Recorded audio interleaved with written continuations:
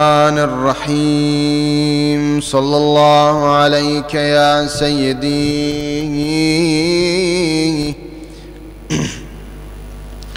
ويا مولاي يا رسول الله. صلى الله عليك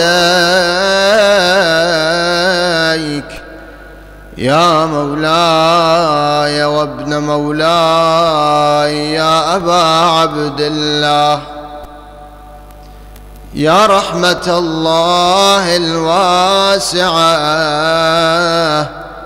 ويا باب نجاة الأمة، يا عبرة كل مؤمن ومؤمنة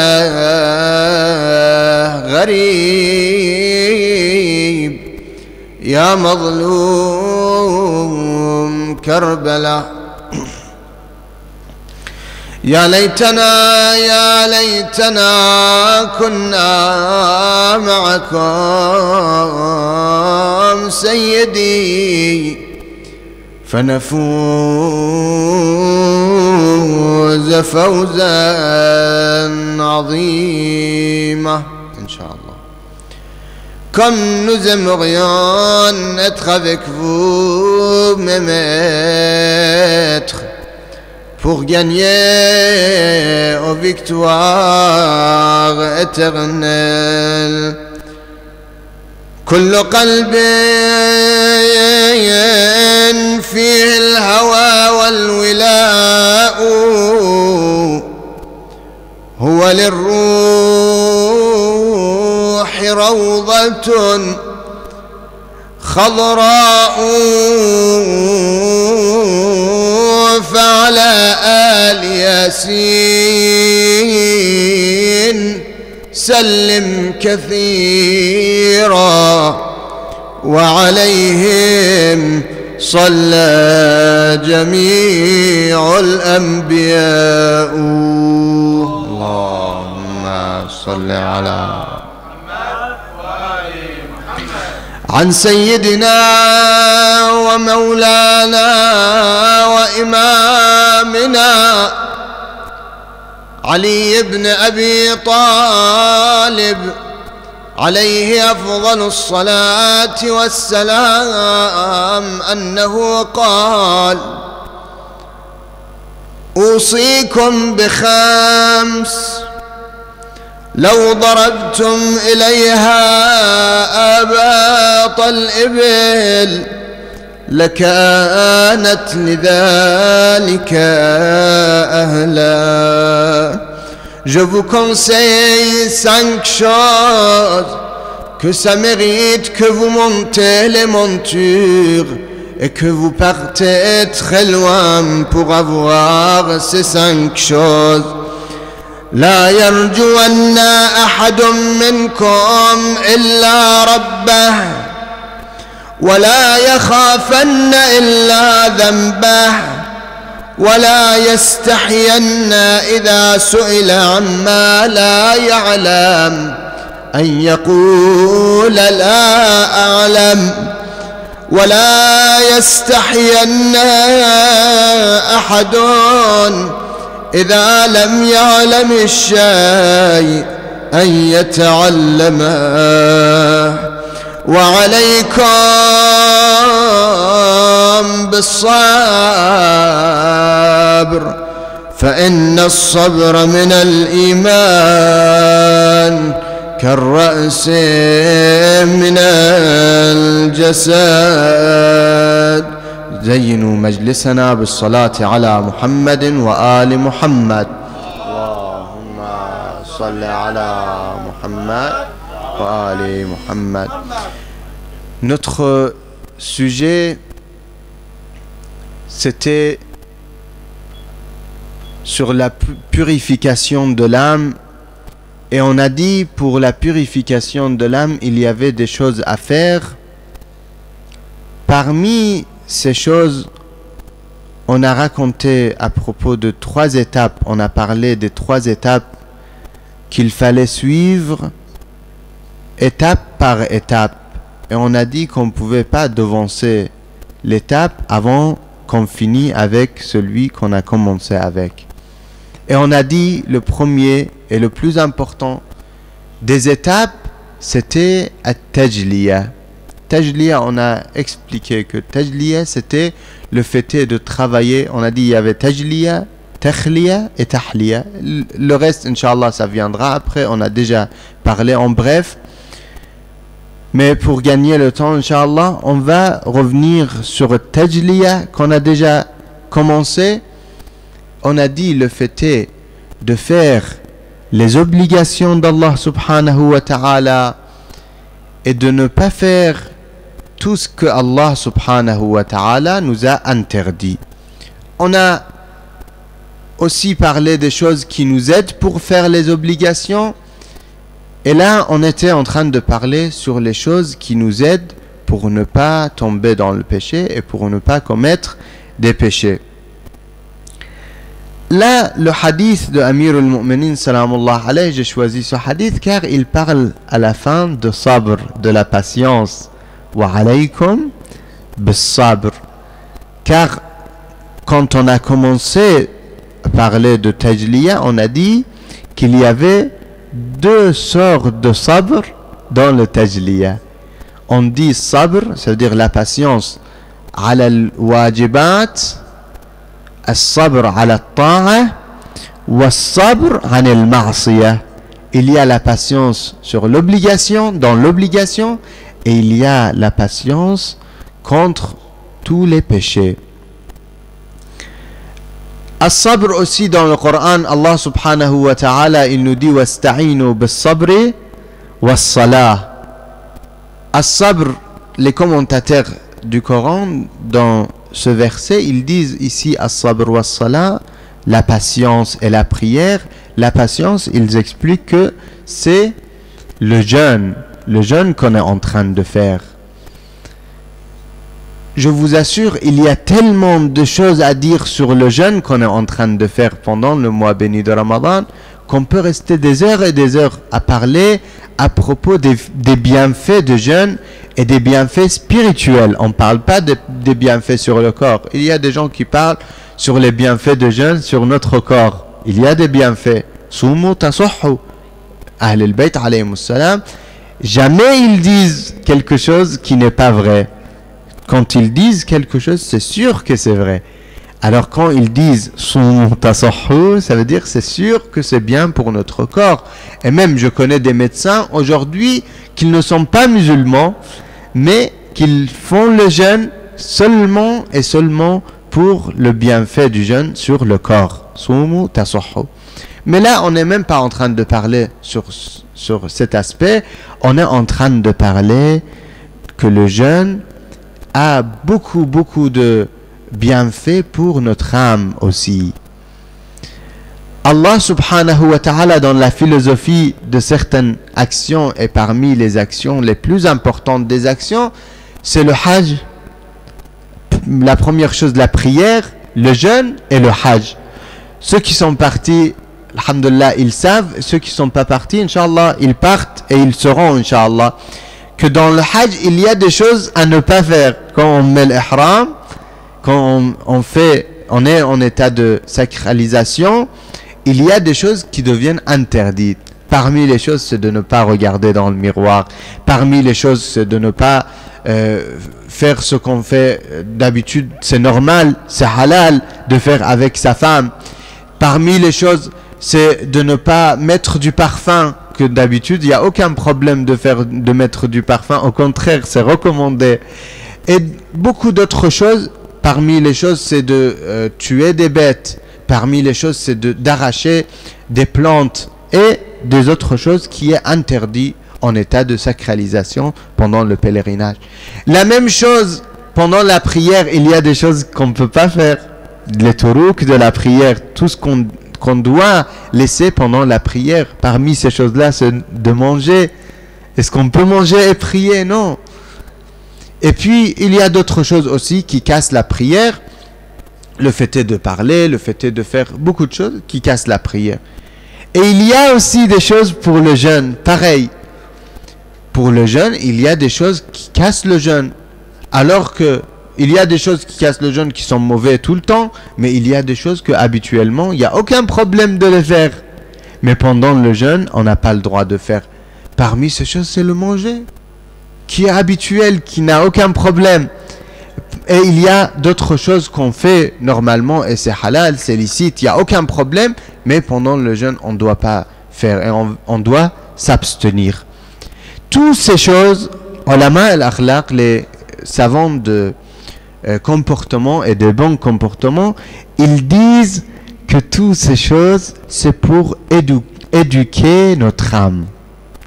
C'est pour s'éduquer et pour savoir déjà les choses normales, les choses licites et même des choses des fois recommandées, on ne doit pas les faire. Pendant certains temps, pendant le jeûne, pendant la prière et pendant le hajj, le pèlerinage. Alors, pourquoi il faut faire tout ça? Pour s'éduquer. Ça veut dire, si des choses habituelles, je ne les fais pas, je peux ne pas les faire. Ça veut dire, j'ai une irada, j'ai une volonté de faire. Que je peux ne pas faire des choses même habituelles. Même des choses que normalement c'est licite, qu'il n'y a aucun problème de les faire. Alors, si on parle des péchés, c'est sûr que j'aurai beaucoup plus de force pour ne pas commettre ces choses-là. On revient vers le hadith de Amir al-Mu'minin salawatullah wa salamu alayhi. Il dit, je vous conseille 5 choses. لو ضربتم إليها آباط الإبل لكانت لذلك أهلا. Ça mérite que vous partez loin.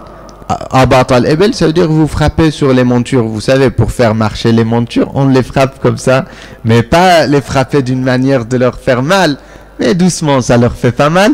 C'est pour partir. C'est un moyen pour dire que si vous voulez voyager et faire de longs voyages, ça mérite pour avoir ces choses-là. Je parle en bref pour revenir à notre sujet sur At-Tajliya. La yarjuwanna ahadun minkum illa rabbah. On n'attend rien de personne à part Allah subhanahu wa ta'ala. Et même si j'attends quelque chose d'une personne, je sais très bien que c'est seulement l'intermédiaire. Sinon, c'est Allah subhanahu wa ta'ala qu'il fait tout et qu'il me donne tout. Et comme vous le connaissez, l'histoire de Moussa alayhi salam, quand il est parti visiter la famille de l'un de ses compagnons qui était décédé, il a vu l'enfant, un petit garçon qui était l'enfant de son compagnon. Il s'est dit comme ça entre lui, il a dit à personne, mais il l'a réfléchi. Il s'est dit, le pauvre petit garçon, son père il est décédé, qui va s'occuper de lui? Là, Jibril alayhi salam, il l'a ramené vers la mer. Il lui a dit à Moussa, frappe avec ton bâton. Il l'a frappé avec le bâton, la mer s'est ouverte. La mer, c'est ça, le bahr. La mer s'est ouverte. Après, il y avait un rocher. Jibril alayhi salam, il lui a dit, frappe sur le rocher. Moussa alayhi salam, il a frappé sur le rocher avec son bâton. Le rocher s'est ouvert. Dans le rocher, il y avait une petite bête. Dans la bouche de cette petite bête, il y avait une graine. Là, Allah subhanahu wa ta'ala, il a dit à Moussa, oh Moussa, moi je n'oublie pas cette petite bête dans ce rocher, dans la profondeur de la mer. Comment veux-tu que j'oublie ce petit garçon de ton compagnon? Allah subhanahu wa ta'ala nous aime plus que notre mère. La mère, elle aime beaucoup son enfant. Elle aime beaucoup son fils. Même quand il grandit, même quand il a 60 ans, 70 ans, c'est son petit. Pour sa mère, c'est son petit. Toujours. Et elle l'aime beaucoup. Mais Allah subhanahu wa ta'ala, il nous aime encore plus. La yarjuwanna ahadun minkum illa rabbah. Alaykum salam. On attend que d'Allah subhanahu wa ta'ala. وَلَا يَخَافَنَّ إِلَّا ذَنْبَهُ. On n'a peur que de notre péché. Rien ne nous fait peur. Il y a des grands savants. Il y a un grand savant que j'ai connu et j'ai beaucoup aimé, qu'il a dit et il a juré. Et moi je le crois parce que je sais que c'est pas n'importe qui. Il a juré, il a dit Wallah, j'ai jamais eu peur de ma vie. Il a jamais eu peur de personne dans sa vie. Moi personnellement, je ne peux pas jurer de dire ça. J'ai eu peur beaucoup dans ma vie. Mais cet homme, ce grand savant, il a dit j'ai jamais eu peur de personne sauf d'Allah subhanahu wa ta'ala. C'était la peur qu'il avait, c'est seulement et seulement d'Allah subhanahu wa ta'ala. Mais des gens, jamais il a eu peur. وَلَا يَخَافَنَّ إِلَّا ذَنْبَهُ. Il ne faut pas avoir peur des gens, ils vont se moquer de moi. Les gens, moi je ne serre pas la main avec les femmes qui ne sont pas mahram avec moi. Hein? J'ai peur que les gens se moquent de moi. Tu as peur que Allah se moque de toi ou tu as peur des gens qui se moquent de toi? C'est qui le plus important? C'est Allah subhanahu wa ta'ala. Il ne faut pas avoir peur des gens et de ce qu'ils regardent et de ce qu'ils disent et de ce qu'ils font.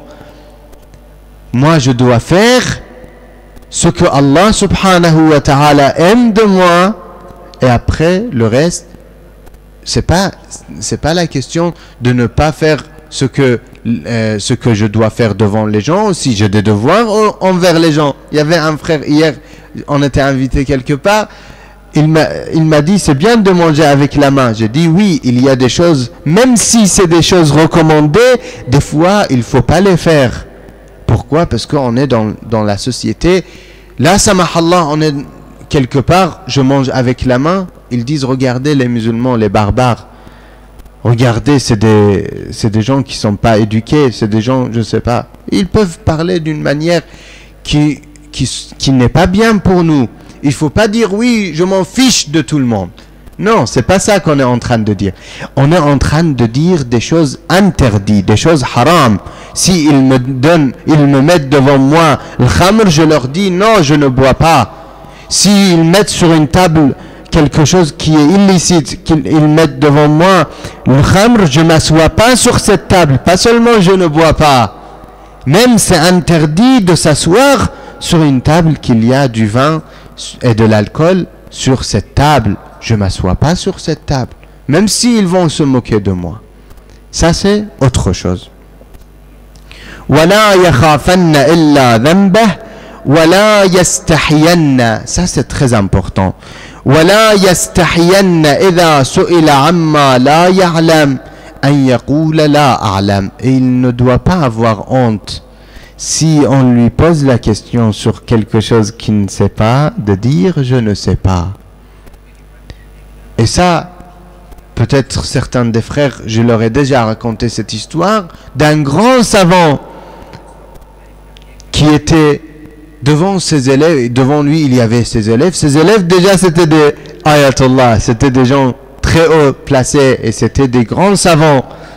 Et lui-même, devant ses élèves et devant tout le monde, quelqu'un il lui a posé une question, il a dit je ne sais pas, je ne sais pas, je ne sais pas. Il a commencé à crier que je ne sais pas. Après, quand c'était terminé et tout, les élèves ils sont venus le voir et ils ont dit mais vous avez dit je ne sais pas, alors nous qu'est-ce qu'on doit dire? Nous on est vos élèves, on a notre place devant les gens. On a notre honneur devant les gens. Et vous criez. C'est suffisant de dire juste, je ne sais pas, c'était suffisant. Pourquoi crier et insister? Il a dit, je voulais vous donner la leçon de ne pas avoir honte quand vous ne savez pas quelque chose, de le dire haut et fort, je ne sais pas. Il ne faut pas avoir honte de le dire. وَلَا يَسْتَحْيَنَّ أَحَدٌ إِذَا لَمْ يَعْلَمِ الشَّيْءَ أَنْ يَتَعَلَّمَهُ. On ne doit pas avoir honte, si on ne sait pas quelque chose, d'aller apprendre la chose. Moi, j'admire les gens qu'ils ont 60 ans, 70 ans, 80 ans, 100 ans.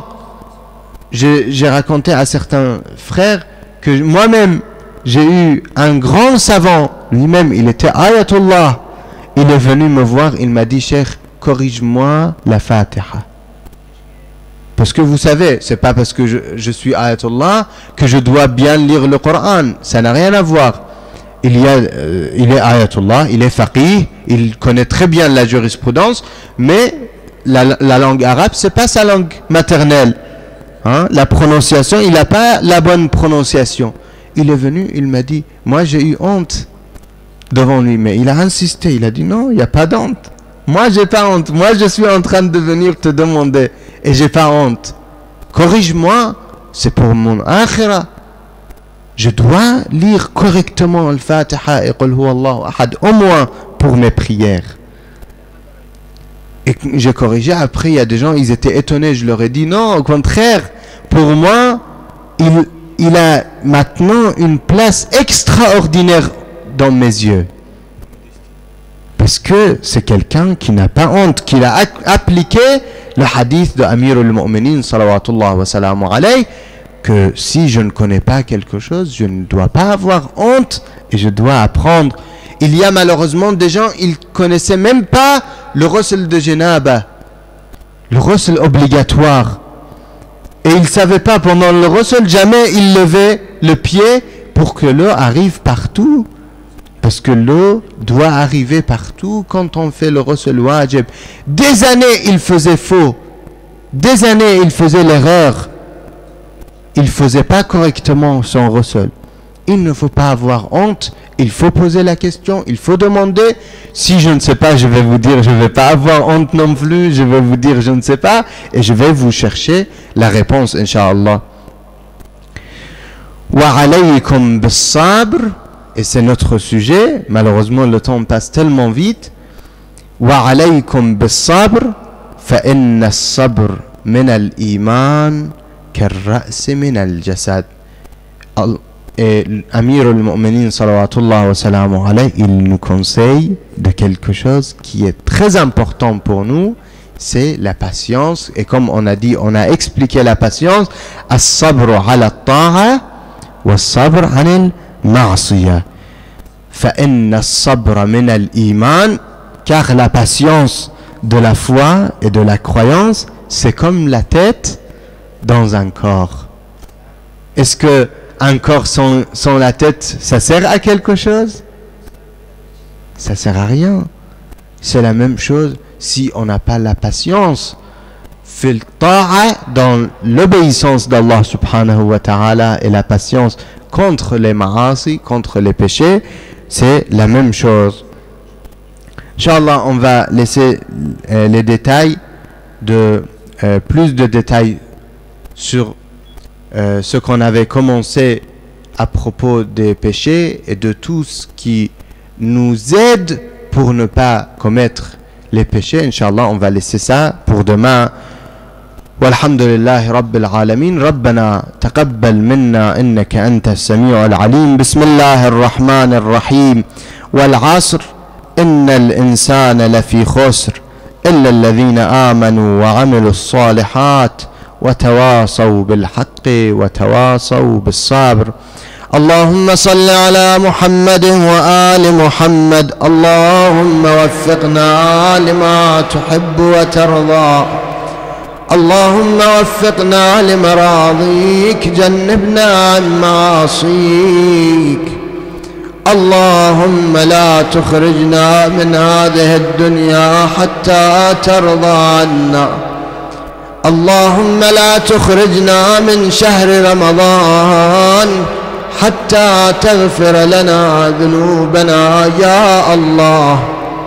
اللهم وفقنا لما أمرنا به سيدنا ومولانا سيد الكونين رسول الله صلى الله عليه وآله في خطبته الشهيرة التي قال لنا فيها أن ندعو الله وأن نسأل الله أن يوفقنا لصيام هذا الشهر الشريف وتلاوة كتابه يا أرحم الراحمين، وأن نحسن في هذا الشهر الشريف خلقنا لكي يكون لنا جوازا على الصراط. اللهم وفقنا لما تحب وترضى يا الله. اللهم شاف مرضانا، أد ديوننا، اقض حوائجنا يا أرحم الراحمين، لشفاء المرضى، غفران الذنوب، قضاء الحوائج، المنظورين من سألنا الدعاء. بسم الله الرحمن الرحيم. أما يجيب المضطر إذا دعاه ويكشف السوء، أما يجيب المضطر إذا دعاه ويكشف السوء، أما يجيب المضطر إذا دعاه ويكشف السوء، أما يجيب المضطر إذا دعاه ويكشف السوء، أما يجيب المضطر إذا دعاه ويكشف السوء. يا الله يا مجيب المضطر، يا كاشف السوء، يا الله يا الله يا الله يا الله يا الله يا الله يا الله يا الله يا الله يا الله يا الله يا رحمن يا رحيم، بحق محمد وآله الطاهرين، لأمواتنا وأموات الحاضرين، علماءنا الربانيين، الشهداء والصالحين، خصوصا المؤسس السيد الخوي على الله مقامه، رحم الله من قرأ السورة المباركة الفاتحة تسبقها صلوات. صل على وآله. بسم الله الرحمن الرحيم. الحمد لله رب العالمين، الرحمن الرحيم، مالك يوم الدين، إياك نعبد وإياك نستعين، اهدنا الصراط المستقيم، صراط الذين أنعمت عليهم غير المغضوب عليهم ولا الضالين. بسم الله الرحمن الرحيم. قل هو الله أحد الله الصمد، لم يلد ولم يولد ولم يكن له كفوا أحد. اللهم صل على محمد وآل محمد.